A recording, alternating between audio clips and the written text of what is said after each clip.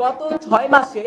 যারা হুট করে এসে আন্দোলন পরবর্তী সময়ে এসে বিভিন্নভাবে সামাজিক যোগাযোগ মাধ্যমে সরব হয়েছে, বিভিন্ন বৈষম্য বিরোধী কেন্দ্রীয় ঘোষিত কর্মসূচিগুলোতে অংশগ্রহণ করেছে, তাদেরকে সামনে রেখে যারা জুলাই অভ্যুত্থানের নেতৃত্বে ছিল তাদেরকে মাইনাস করে এই কমিটি গঠন করা হয়েছে। এবং বৈষম্য বিরোধী ছাত্র আন্দোলন কেন্দ্রের কাছে আমরা বৈষম্য বিরোধী ছাত্র আন্দোলন চট্টগ্রামের পক্ষ থেকে ইতিমধ্যে নারী হেনস্থা এবং কিশোর গ্যাং নিয়ে 2-3 বার অভিযোগ গিয়েছে। কিন্তু যাদের বিরুদ্ধে অভিযোগ গিয়েছে, যাদেরকে আমরা যারা মানে নারী হেনস্থা করেছে, যারা কিশোর গ্যাং দিয়ে জুলাই অভ্যুত্থানে বিভিন্নভাবে ফ্রন্টলাইনে থাকা আহতদেরকে এবং অন্যান্য যোদ্ধাদেরকে হামলা করেছে, এবং আপনারা জানেন কিছুদিন আগে হান্নান মাসুদ ভাই চট্টগ্রামে এসেছিল, ওনার উপরে যারা হামলা করেছিল তাদেরকেই রেখে কমিটি গঠন করা হয়েছে। এবং এই কমিটিতে আমরা খেয়াল করে দেখলাম সনাতন ও অন্যান্য ধর্মাবলম্বী যারা আছে তাদেরকে কোনো প্রকারের মূল্যায়ন করা হয়নি, এবং নারী সহযোদ্ধারা যারা মূলত আন্দোলনের ফ্রন্টলাইনে ছিল তাদেরকেও মূল্যায়ন করা হয়নি। কেন্দ্রের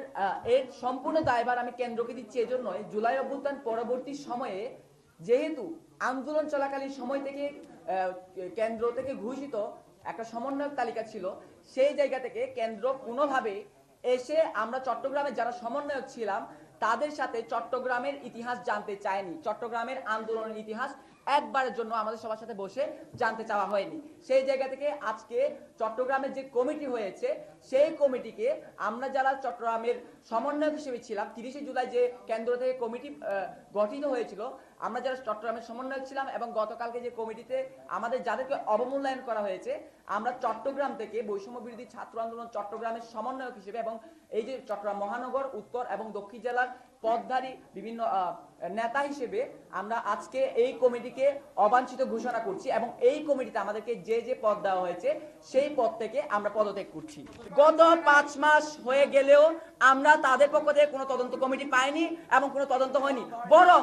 যারা এই ধরনের হামলায় জড়িত ছিল, যারা এই ধরনের কিছু গ্যাং নিয়ে আমাদের জুলাইয়ের যোদ্ধাদেরকে বিভিন্নভাবে হয়রানি করেছে, নারীদেরকে হেনস্থা করেছে, তাদেরকে কমিটিতে মূল পদে রেখে আমাদের শহীদের রক্তের সাথে বেইমানি করা হয়েছে বলে আমরা মনে করছি। আজকে এই বীর চট্টলা থেকে আমরা ঘোষণা দিতে চাই, এই যে কমিটি হয়েছে সেই কমিটির জন্য আমরা জানি এই কমিটির আহ্বায়ক হিসেবে বৈষম্য বিরোধী ছাত্র আন্দোলনের কেন্দ্রীয় আহ্বায়ক হিসেবে অবশ্যই হাসনাত আব্দুল্লাহ ভাই দায়ী। সুতরাং এই কমিটি যত দ্রুত সম্ভব বাতিল করার জন্য আমরা আলটিমেটাম দিচ্ছি, এবং